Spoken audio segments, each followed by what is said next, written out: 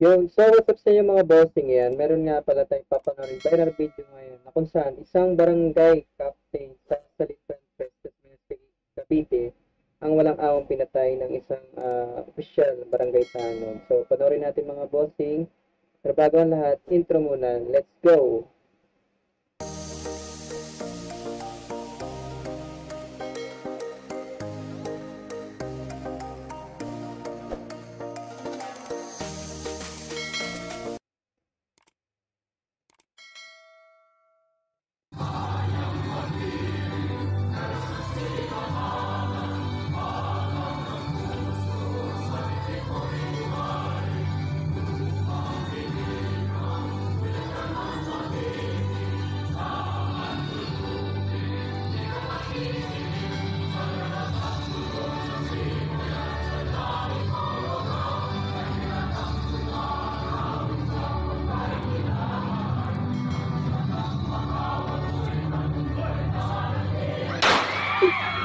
Grabe naman yun eh.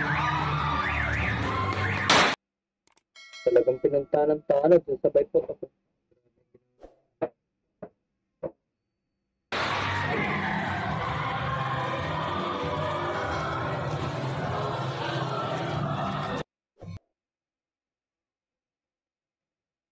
Bale, ito yung mga boss. Bulagta talaga.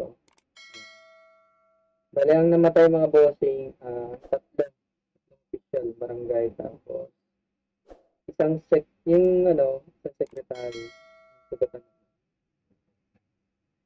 So, yun lang mga bossing. Salamat sa panonood. And peace yo.